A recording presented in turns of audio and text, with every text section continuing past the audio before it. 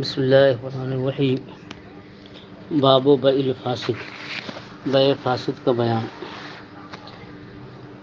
بیع کی دو قسمیں ہیں، ایک ہے صحیح اور ایک غیر صحیح، اور غیر صحیح کی بھی کئی قسمیں ہیں، بیع فاسد، بیع باطل اور بیع مکروہ، بیع موقوف۔ اب تک تو آپ بیع صحیح کے احکام اور ان کی قسموں کا بیان پڑھ چکے ہیں، اور اب آج سے یہاں اس وقت سے کہ بیع فاسد کی ان چاروں جو بیع صحیح نہ ہو ان کے اقسام کو بیان فرما رہے ہیں۔ تو ایک تو ہے بیع باطل۔ بیع باطل وہ ہے جو ذات اور وصف دونوں کے اعتبار سے جائز نہ ہو، جیسے معدوم کی بیع یا مردار کی بیع وغیرہ۔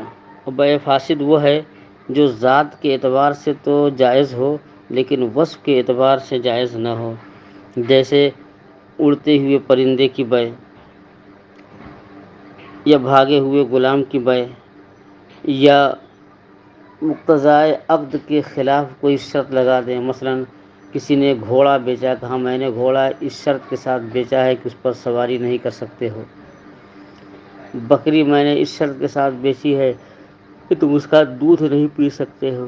یہ بیع جو ہے مقتضائے عقد کے خلاف شرط لگانے کی وجہ سے فاسد ہے۔ اور تیسری قسم ہے بیع مکروہ، جو ذات اور وصف دو اور مقتضائے عقد کے خلاف نہ ہو مگر جو ہے اس سے شرع میں نہیں وارد ہوئی ہو کسی اور وجہ سے، جیسے جمعہ کی اذان کے وقت خرید و فروخت کی۔ مثلا کپڑے کی بیع روپے کے عوض دونوں حلال ہے اور کوئی شرط فاسد نہ ہو، لیکن اذان جمعہ کے وقت یا اذان جمعہ ہو جانے کے بعد جو ہے اب خرید و فروخت کریں گے تو سعی الی الجمعہ میں رکاوٹ ہوگی، اس لیے جو ہے یہ مکروہ ہے۔ اور ایک ہے موقوف کہ بائع یا مشتری دونوں کے علاوہ کسی تیسرے کی اجازت پر وہ موقوف، یعنی ذات کے اعتبار سے بھی صحیح ہے، وصف کے اعتبار سے صحیح ہے، مگر اس کا نافذ ہونا یہ تیسرے کی اجازت پر موقوف ہوتا ہے۔ مثلا کہ دوسرے کا مال فروخت کرنا، زید کا مال تھا اور بکر نے خالد کے ہاتھ بیچ دیا تو یہ مال حلال ہے، روپے کے عوض بیچا ہے تو بیع تو ہے، لیکن اصل مالک کی اجازت کے بغیر جو ہے وہ چیز بیچی گئی ہے، اس لیے اصل مالک کی اجازت پر وہ موقوف ہے۔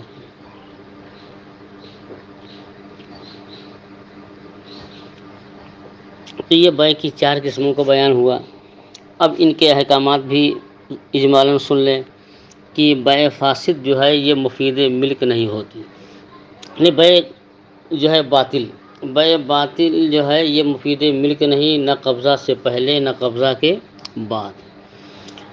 اور بیع فاسد جو ہے یہ قبضہ سے پہلے مفید ملک تو نہیں ہوتی لیکن قبضہ کے بعد یہ مفید ملک ہوتی ہے۔ اور بیع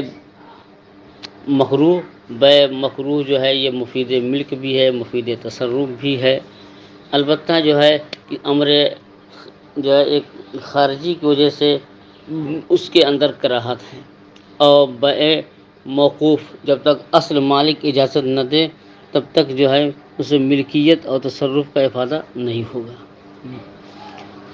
فرماتے ہیں وَإِذَا كَانَ أَحَدُ الْعِوَضَيْنِ أَوْ كِلَاهُمَا مُحَرَّمًا فَالْبَيْعُ فَاسِدٌ۔ اور جب دونوں عوضوں میں سے، دونوں عوض سے مراد کیا ہے کہ مبیع اور ثمن، مبیع اور ثمن میں سے کوئی ایک یا دونوں، مبیع بھی حرام ہو اور ثمن بھی حرام ہو، یا مبیع اور ثمن میں سے کوئی ایک حرام ہو تو بیع یہ فاسد ہے۔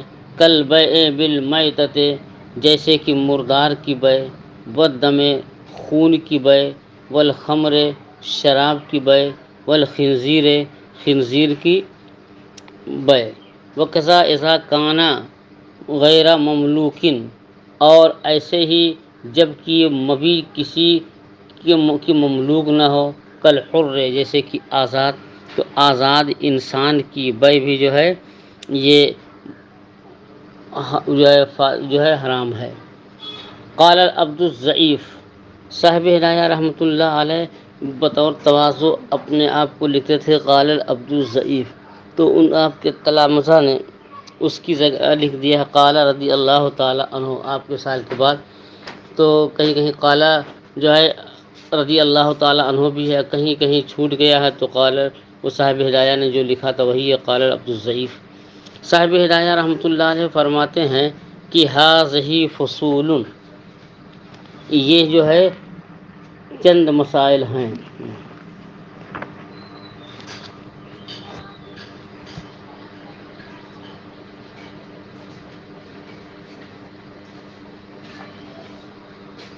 جہاں ھذہ فصول جمع کہ یہ چند فصلیں ہیں، چند مسائل ہیں جن کو امام قدوری رحمۃ اللہ علیہ نے جمع فرما دیا ہے۔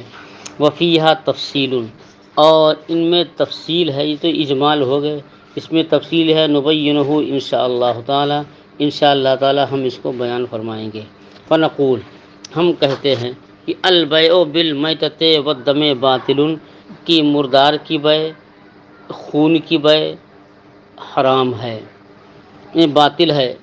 وقضا بالحر، اور ایسے ہی آزاد کی بے جو ہے باطل ہے۔ لانعدام رکن البیع، حرام ہونے کی علت بتا رہے ہیں کہ رکن بیع کے معدوم ہونے کی وجہ سے۔ اور رکن بیع کیا ہے؟ وہ ہوا مبادلۃ المال بالمال، اور وہ مال کا تبادلہ مال سے۔ فإن هذه الاشیاء لا تعد مالا عند احد، کیونکہ یہ اشیاء کہ خون اور مردار یہ کسی کے نزدیک جو ہے کہ یہ مال نہیں شمار کی جاتے۔ کسی سے مراد کہ جن کا آسمانی مذہب پر یقین ہے، جو آسمانی مذہب کے ماننے والے ہیں، ان کے نزدیک یہ مال نہیں۔ تو اب دیکھیں کہ خون کی بے اور مردار کی بے یہ دونوں کیا ہے؟ باطل ہیں۔ لیکن آپ یہ کہیں گے کہ آج کل ہاسپٹل میں جب مریض لے کے جاتے ہیں، ڈاکٹر کہتے ہیں کہ ان کے اندر خون کی کمی ہے، خون لائیے، تو خون جاتے ہیں بلڈ بینک سے خرید لیتے ہیں۔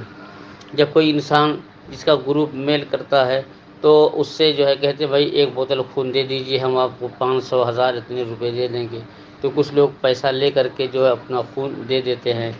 تو خون کی بے کا رواج اس وقت تو پورے ملک ہی نہیں پوری دنیا میں ہے، تو کیا یہ سب باطل ہی ہے؟ اور بعض لوگ جو ہے کہ خون چڑھانے کے لیے دوسرے کو مفت خون دے دیتے ہیں، تو جس کی بے حرام ہے تو اس کو مفت لینا بھی تو حرام ہے۔ مثلا کہ مردار کی بے حرام، تو اگر آپ کو کوئی مردار دے گا تو کیا آپ مردار کو لے لیں گے؟ تو مردار کی بے بھی تو حرام ہے۔ تو اسی طرح خون کی بے حرام ہے، باطل ہے۔ تو خون جو اسپتالوں میں لیتے ہیں مریضوں کو چڑھانے کے لیے، تو خون لینے والے دینے والے دونوں حرام ہوں گے۔ جواب یہ ہے کہ اصل کے اعتبار سے تو خون کی بے باطل ہے، اس کا خریدنا بھی حرام، اس کا بیچنا بھی حرام، اور اس کا جو ہے فری دینا بھی حرام ہے۔ لیکن کہ جب ڈاکٹروں نے یہ کہہ دیا کہ خون کی کمی ہے، یہ مریض انتقال کر سکتا ہے، مثلا آپریشن کرنا ہے، اب اس میں خون کی ضرورت ہوتی ہے، یا کبھی کبھی جو ہے پیدائش کے وقت جو ہے عورت کے جسم میں خون کی کمی ہو جاتی ہے، یا دوسرے اور اسباب ہوتے ہیں جن کی وجہ سے مریض کو خون چڑھانا ضروری ہو جاتا ہے۔ اگر خون نہ چڑھایا جائے تو ہلاکت جو ہے گمان غالب ہو جاتا ہے۔ تو ایسے موقع پر شریعت نے خون خریدنے کی اجازت دی ہے، کیونکہ الضرورت تبیح المحظورات، کی ضرورتیں ممنوع چیزوں کو مباح کر دیتی ہیں۔ جیسے ایک آدمی بھوک سے بلک رہا ہے، کھانے کے لیے کچھ بھی نہیں ہے سوائے مردار کے، تو جان بچانے کی حد تک مردار کھانا حلال ہے۔ ایک آدمی پیاس سے تڑپ رہا ہے، حلال چیز پینے کے لیے کچھ نہیں ہے سوائے جو ہے شراب کے یا ناپاک پانی کے، تو جان بچانے کے لیے شراب یا ناپاک پانی جو ہے پینے کی اجازت ہے۔ تو ایسے ہی جان بچانے کے لیے یہ خون خریدنے کی اجازت ہے۔ ہاں، تو مریض کے حق میں تو خون لینے کی تو حاجت ہے، لیکن خون دینے والے کو کے حق میں حاجت متحقق نہیں، اس لیے کہ وہ خون تو دے سکتا ہے جان بچانے کے لیے، لیکن اپنا خون پیسے کے عوض دینا اب یہ جائز نہیں ہے۔ فرماتے ہیں کہ فنقول، تو ہم یہ کہتے ہیں کہ البیع بالمیتۃ والدم باطل، مردار کی بیع خون کی بیع باطل ہے، وقضا بالحر، ایسے ہی آزاد کی بیع باطل ہے، لانعدام رکن البیع، رکن بیع کے معدوم ہونے کی وجہ سے، اور رکن بیع کیا ہے؟ مبادلۃ المال بالمال، مال کا تبادلہ مال سے، فإن هذه الأشياء لا تعد مالا عند أحد، کیونکہ یہ چیزیں کسی کے نزدیک مال شمار نہیں کی جاتی جن کا آسمانی مذہب پر یقین ہے۔ والبیع بالخمر والخنزیر فاسد، اور بیع جو ہے شراب اور خنزیر کی بیع یہ فاسد ہے۔ کہ بیع فاسد کسے کہتے ہیں؟ کہ جس کے جو ہے ذات یا وصف میں سے کمی ہو، کہ ذات تو ہو محل پہ لیکن وصف میں کمی ہو، یا جو ہے شرط میں سے کوئی ایسی شرط لگا دیا ہو جو تقاضائے عقد کے خلاف ہو۔ کہتے ہیں بیع بالشراب اور خنزیر کی بیع فاسد ہے، لوجود حقیقت البیع، یہ حقیقت بیع کے پائے جانے کی وجہ سے، کہ شراب میں اور جو ہے خنزیر میں یہ بیع کی حقیقت تو پائی جاتی ہے، کیونکہ یہ مال کا تبادلہ مال سے ہوتا ہے۔ شراب اور خنزیر جو ہے یہ بہت سے لوگ اس کو حلال سمجھتے ہیں، کھاتے پیتے ہیں، جیسے عیسائی ہیں، تو عیسائی جو ہے خنزیر بھی کھاتے ہیں اور شراب بھی پیتے ہیں۔ ایک حدیث ہے کہ فرمایا گیا کہ الخمر لہم کالخل لنا، کہ جیسے ہمارے لیے سرکہ ویسے ان کے لیے شراب، اور جیسے ہمارے لیے بکری ویسے ان کے لیے خنزیر۔ تو ان کے نزدیک جو ہے حقیقت بیع پائی جا رہی ہے، وہ مبادلۃ المال بالمال، اور یہ ہے کہ مال کا تبادلہ مال سے، کہ خنزیر کے عوض روپیہ، کہ پیسے کے عوض شراب خریدنا۔ وَإِنَّهُ مَالٌ عِندَ الْبَعْضِ، کیونکہ بعض کے نزدیک یہ مال ہے۔ والباطل لا، اب احکام بیان کر رہے ہیں کہ بیع باطل لا یفید ملک التصرف، کہ بیع باطل یہ ملک تصرف کا افادہ نہیں کرتی۔ بیع باطل سے جو ہے بالکل ملکیت ثابت ہی نہیں ہوتی، کہ خریدنے والا نہ عین کا مالک ہوتا ہے نہ اس میں تصرف کا مالک ہوتا ہے، اور والبیع، اور نہ جو ہے کہ قبضے سے پہلے مالک ہوتا ہے نہ قبضے کے بعد۔ والبیع بالخمر والخنزیر فاسد، شراب اور خنزیر کی بیع فاسد ہے، لوجود حقیقت البیع، حقیقت بیع کے پائے جانے کی وجہ سے، وہ مبادلۃ المال بالمال، اور یہ مال کا تبادلہ مال سے، فإنه مال عند البعض، کیونکہ یہ بعض کے نزدیک مال ہے۔ والباطل لا یفید ملک التصرف، اور بیع باطل جو ہے ملک تصرف کا افادہ نہیں کرتی، اس سے جو ہے خریدنے والا اس شے کا مالک نہیں ہوتا، نہ اس کی عین کا مالک ہوتا ہے اور نہ اس کے تصرف کا مالک ہوتا ہے۔ وَإِنَّ الْبَعْضَ يَكُونُ مَضْمُونًا لِأَنَّهُ لَا يَكُونُ أَدْنَىٰ حَالًا مِنَ الْمَقْبُوسِ، ولو هلك المبيع في يد المشتري فيه يكون أمانة عند بعض المشائخ لأن العقد غیر معتبر فبقي القبض بإذن المالک۔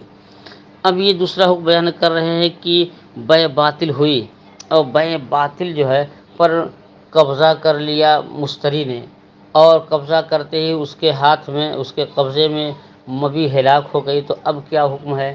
تو ایک قول تو یہ ہے کہ اگر مشتری کے ہاتھ میں مبیع ہلاک ہو گئی تو اس پر کوئی تاوان نہیں، یہ تو بطور امانت کے ہے، کہ جیسے امانت اگر کسی کے تعدی کے بغیر، کسی کی لاپرواہی کے بغیر ہلاک ہو جائے تو اس کا تاوان نہیں۔ مثلا کہ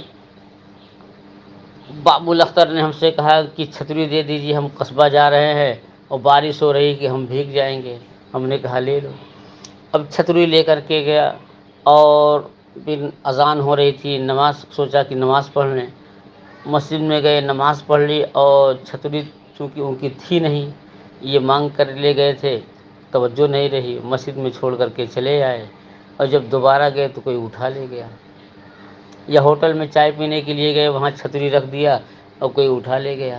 اب یہ آئے ڈرے سہمے کہ حضرت چھتری تو چوری ہو گئی ہے، کتنے کی تھی، ہم سے قیمت لے لیجئے، لیکن نہیں بیٹا، ہم قیمت نہیں لے سکتے، کیونکہ چھتری یہ تمہارے ہاتھ میں امانت تھی، اور تمہاری طرف سے زیادتی نہیں تھی، غائب ہو گئی، ہلاک ہو گئی، تو اس کا عوض لینا ہمارے لیے جائز نہیں ہے۔ تو کیوں امانت کے ضائع ہونے سے جو ہے تاوان نہیں ہوتا۔ تو جب یہ بے باطل میں مبی جو ہے یہ اس کی ملک میں نہیں ہے، تو یہ بطور امانت کے ہے، اور امانت اس کے ضائع ہونے میں تاوان نہیں۔ فرماتے ہیں کہ اور اگر ہلاک ہو جائے بے جو ہے باطل میں مبی ہے، مشتری کے ہاتھ میں اگر مبی ہلاک ہو جائے تو یکون امانتاً، تو یہ مشتری کے ہاتھ میں امانت ہوگی اور اس کا تاوان واجب نہیں ہوگا، یہ بعض مشائخ کے نزدیک۔ تو لأن العقد غیر معتبر، علت بتا رہے ہیں کہ کیوں تاوان نہیں، کیونکہ یہ عقد معتبر نہیں ہے، کیونکہ وہ تو باطل ہے۔ فبقی القبض باذن المالک، تو مالک ہی کی اجازت سے اس نے قبضہ کیا، تو جب مالک کی اجازت سے قبضہ کیا تو اس کے ہاتھ میں وہ کیا ہے، بطور امانت کے ہو گئی، اور امانت کے ضائع ہونے پر تاوان نہیں۔ وعند البعض یکون مضمونا، اور بعض فقہا کے نزدیک جو ہے کہ اگر بے باطل میں مبی پر قبضہ کرنے کے بعد مبی ضائع ہو جائے تو تاوان واجب ہے، لأنه لا يكون ادنى حالا من المقبوض على صوم الشراء۔ اب ایک دوسرے مسئلے پر قیاس کرتے ہیں، جو کہتے ہیں تاوان واجب ہو، قیاس کرتے ہیں کہ اگر ایک آدمی جو ہے شیشہ خرید رہا تھا اور پوچھا کہ شیشہ کتنے کا ہے، دکاندار نے بتایا 100 روپے کا ہے، کہا اچھا دکھاؤ، شیشہ لیا، وہ اپنا چہرہ دیکھ رہا، ٹوپی دیکھ رہا ہے، دائیں بائیں کر رہا تھا، اتفاق سے ہاتھ سے چھوٹ گیا اور گر گیا، اور جانتے ہیں گرنے کے بعد کیا انجام ہوگا، شیشہ ٹوٹ گیا۔ تو شیشہ جو ٹوٹ گیا یہ بھاؤ تاؤ کرنے کے وقت، تو اگر مشتری کے ہاتھ سے بھاؤ تاؤ کرتے وقت مبی ہلاک ہو جائے تو تاوان دینا ہوگا، حالانکہ ابھی بے نہیں ہوئی، صرف بھاؤ تاؤ ہو رہا تھا، بھاؤ تاؤ کرتے ہوئے اگر مشتری کے ہاتھ سے مبی ہلاک ہو جائے تو تاوان دینا ہے۔ تو بے باطل جب بے ہو چکی، یہ اور بات ہے کہ باطل ہے، تو بے باطل میں ہوئے گا اور اس کا قبضہ بھی ہو گیا ہے، تو بے باطل میں قبضہ کے بعد جو ہے بے باطل میں قبضہ کے بعد بھی جو ہے کہ یہ ہلاک ہو جائے تو جیسے بھاؤ تاؤ کرنے والے کے ہاتھ سے ہلاک ہونے پر تاوان ہے، ایسے اس کے ہاتھ سے ہلاک ہونے پر تاوان ہے۔ اور بعض کے نزدیک یہ ہے کہ بے باطل میں مبی کے ہلاک ہونے پر تاوان واجب ہے۔ قیاس کیا کر رہے ہیں، اس لیے کہ بے باطل میں مبی کا قبضہ کے بعد مبی کا حال یہ بھاؤ تاؤ کرنے کے لیے قبضہ کے حال سے ادنا نہیں ہے۔ وکیلا، تو دو قول ہو گیا ہے، ایک صورت میں یہ کہ بے جو ہے اس میں بے باطل میں اگر مبی ہلاک ہو جائے تو تاوان نہیں، اور بعض حضرات کہتے ہیں کہ تاوان ہے۔ قیلا، کہتے ہیں کہ الاول قول ابی حنیفہ، یہ پہلا امام الائمہ رحمۃ اللہ علیہ کا قول ہے کہ بے باطل میں اگر مشتری کے ہاتھ سے مبی زائل ہو جائے تو تاوان نہیں ہے۔ والثانی قولہما، اور دوسرا جو ہے حضرات صاحبین کا قول ہے، وہ کیا ہے کہ اگر جو ہے بے باطل میں قبضہ کے بعد مشتری کے ہاتھ سے ہلاک ہو جائے تو تاوان ہے۔ کما فی بیع ام الولد والمدبر، جیسے کہ ام ولد اور مدبر کی بے میں، علی ما نبینہ انشاء اللہ تعالی، جیسا کہ عنقریب ہم بیان فرمائیں گے۔ مثلا جو ہے کہ کسی نے ام ولد کو بیچ دیا یا مدبر کو بیچ دیا، اور مدبر اور ام ولد پر مشتری نے قبضہ کیا اور قبضہ کے بعد جو ہے وہ ہلاک ہو گئے، تو اب کیا حکم ہے، کہتے ہیں انشاءاللہ ہم اس کو بیان کریں گے۔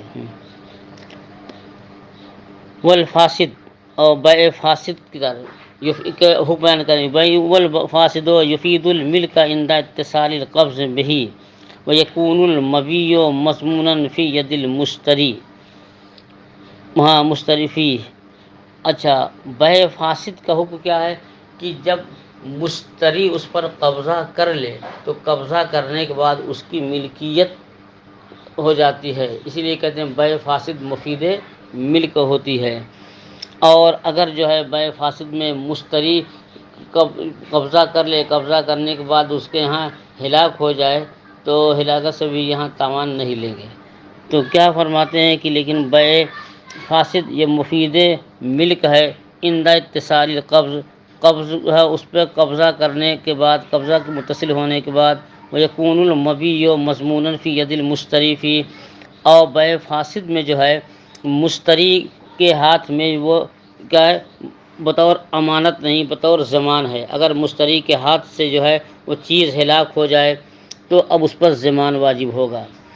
اور بیع فاسد یہ مفید ملک ہے اس پر قبضہ ہونے کے بعد، اور بیع فاسد میں مبی جو ہے مشتری کے ہاتھ میں مضمون ہے، یعنی اس میں تاوان ہوگا اگر ہلاک ہو جائے۔ وفیہ خلاف الشافعی وسنبینہ، اس مسئلے میں امام شافعی رحمۃ اللہ علیہ کا اختلاف ہے جس کو ہم بیان کریں گے۔ ہمارے ہاں تو مضمون ہے، تاوان واجب ہوگا ہلاکت میں، ان کے ہاں نہیں۔ وسنبینہ بعد، اور اس کے بعد انشاءاللہ ہم بیان کریں گے۔ وقضا بیع المیتۃ والدم، ایسے ہی مردار کی بیع اور خون کی بیع حرام ہے، باطل ہے، تو لأنہا لیست اموالا، کیونکہ یہ مال نہیں۔ تو مردار کی بیع اور خون کی بیع یہ حرام ہے، باطل ہے، تو اس لیے کہ یہ کیا ہے مال نہیں ہے۔ فلا یکون محلا للبیع، جب مال نہیں تو یہ محل بیع نہیں ہوں گے۔ ہاں، واما بیع الخمر والخنزیر، لیکن شراب کی بیع اور خنزیر کی بیع کہتے ان کان قوبل بالدین کالدراہم والدنانیر فالبیع باطل۔ تو شراب اور خنزیر کی بیع کی دو صورتیں ہیں، ایک تو شراب اور خنزیر کو روپے اور پیسے کے عوض جو ہے خریدیں یا بیچیں تو روپے پیسے کو دین کہتے ہیں، اور کبھی سامان کی بیع سامان سے ہوتے ہیں تو اس کو کہتے ہیں عین کی بیع عین سے۔ مثلا آپ نے کرسی خریدا اور جو ہے صوفہ سیٹ دے کر کے صوفہ سیٹ کے عوض کرسی خرید لی، تو یہ سامان کے عوض سامان کی بیع ہے، تو یہ عین کے عوض عین کی بیع۔ اور اگر ایک طرف مال ہو دوسری طرف پیسہ ہو تو کہیں گے مال کی بیع دین کی عوض۔ تو اگر شراب اور خنزیر کو جو ہے مال کے عوض بیچا، یعنی روپے پیسے کے عوض بیچا تو بیع باطل ہے۔ فرماتے ہیں کہ بیع الحر والخمر والخنزیر، لیکن یہ شراب اور خنزیر کی بیع ان کانا قوبلہ بالدین، اگر یہ دین کے مقابل میں ہے، دین سے مراد درہم دنانیر اور روپے پیسے، فالبیع باطل، تو یہ بیع کیا ہے باطل ہے۔ وَإِنْ كَانَ قُوبِلَ بِعَيْنٍ، اور اگر یہ جو ہے عین کے مقابل میں ہو، فالبیع فاسد، تو بیع کیا ہے فاسد ہے، یعنی شراب و خنزیر لیا اور اس کے عوض ایک تھان کپڑا دے دیا۔ حتیٰ یملک ما یقابلھا، یہاں تک کہ جو ہے کہ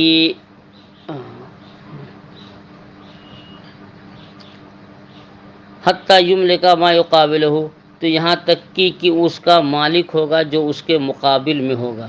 تو شراب اور خنزیر کو بیچا روپے اور پیسے کے عوض، تو اگر اس پر قبضہ کر لیا تو شراب اور خنزیر کا یہ مالک ہو جائے گا۔ وَإِنْ كَانَ لَا يُمْلِكُ عَيْنَ الْخِنْزِيرِ عَيْنَ الْخَمْرِ وَالْخِنْزِيرِ، اور کہتے ہیں اگرچہ عین شراب اور عین خنزیر کا یہ مالک نہیں، لیکن اس کے مقابل میں جو ہے اس کے مالک ہیں۔ وہ وجہ الفرق، اور دونوں صورتوں میں وجہ فرق کیا ہے کہ الخمر مال، کہ شراب مال ہے، اور ایسے ہی خنزیر بھی مال ہے عند اہل الذمہ، ذمیوں کے نزدیک، الا انہ غیر متقوم، مگر یہ کہ یہ مال متقوم نہیں جس کی قیمت شرعاً ملحوظ نہیں ہوتی۔ تو لما ان الشرع امر باہانتہ و ترک ایذاتہ، دیکھیے جس چیز کی خرید و فروخت ہوتی ہے تو گویا شریعت نے اسے اعزاز بخشا ہے۔ اب ایک مشت خاک کوئی حیثیت نہیں، تو اس کی کوئی بھی قیمت نہیں۔ تو اور شراب اور خنزیر یہ لائق اہانت ہیں، اس لیے شریعت نے ان کی بیع اور جو ہے جائز نہیں قرار دی ہے۔ فرماتے ہیں کہ شرع نے اس کے جو ہے اہانت اور ترک اعزاز کا حکم دیا ہے۔ وفی تملکہ بالعقد مقصودا اعزاز، اور جو ہے اس کا مالک ہونا عقد کے ذریعے سے، تو یہ کیا ہے، اس کا اعزاز مقصود ہوتا ہے۔ وہذا اعزاز کیوں؟ لأنہ متى اشتراہما بالدراہم، اور جب جو شراب و خنزیر کو دراہم و دینار کے بدلے خریدا، والدراہم غیر مقصود، تو مقصود درہم و دنانیر نہیں ہے۔ آپ چاول خریدنے جاتے ہیں، گوشت خریدنے جاتے ہیں، تو مقصد جو ہے روپیہ پیسہ نہیں، مقصد کیا ہوتا ہے، گوشت یا چاول خریدنا۔ تو درہم اور دینار یہ مقصود نہیں ہے۔ تو لکونھا وسیلۃً، کیونکہ یہ تو وسیلہ ہیں، لما انہا تجب فی الذمہ، کیونکہ یہ واجب فی الذمہ ہوتے ہیں، یہ مقصود نہیں۔ واجب فی الذمہ کیا؟ کہ آپ نے 1 کنٹل گیہوں لیا اور 2000 روپے، آج ہمارے ہاں 1 کنٹل گیہوں کی قیمت 1800 روپے ہے، تو 1800 روپے آپ نے دکھایا، کہا کہ 1 کنٹل گیہوں اسی کے بعد دے دیجیے۔ پھر تھوڑی دیر کے بعد رائے بدل کی، یہ نہیں کہ ہم دوسری چیز لیں گے، دوسرا مکان خریدیں گے، خیر طرح طرح، لیکن اس سے کیا ہے، ملکیت 2 روپے پیسے یہ مقصود نہیں، مقصود کیا ہے، جس چیز کو خرید رہے ہیں۔ اس لیے جب شراب یا خنزیر کو خریدا درہم اور دنانیر کے بدلے میں، تو یہ مقصود نہیں، کیونکہ یہ درہم اور دنانیر یہ وسیلہ ہوتے ہیں، لما انہا تجب فی الذمہ، کیونکہ یہ واجب فی الذمہ ہوتے ہیں۔ وانما المقصود الخمر، لیکن ان کی بیع سے مقصود کیا ہے، شراب۔ پتہ سقط تقوم اصلا، تو اس کا جو ہے متقوم ہونا یہ بالکل ساقط ہو گیا۔ بخلاف میزا اشترى الثوب بالخمر، اب دوسری صورت یہ ہے کہ شراب کو اگر روپے پیسے کے عوض خریدا، تو یہ شراب کو گیا دین کے بدلے خریدنا ہوا، اور شراب خریدا 1 تھان کپڑے کے عوض، تو یہ عین کو جو ہے عین کے عوض خریدنا ہوا۔ بخلاف جب اس نے خریدا جو ہے کہ کپڑا خریدا شراب کے عوض، کہ لأن مشتری الثوب انما یقصد تملک الثوب بالخمر، کہتے ہیں اس لیے کہ کپڑے کے خریدنے والے کی کب مقصود ہوتا ہے، کپڑے کا مالک ہونا شراب کے عوض کی مالک ہونا شراب، اور فی اعزاز الثوب دون الخمر، تو اس میں اعزاز کپڑے کے لیے ہے، شراب کے لیے نہیں۔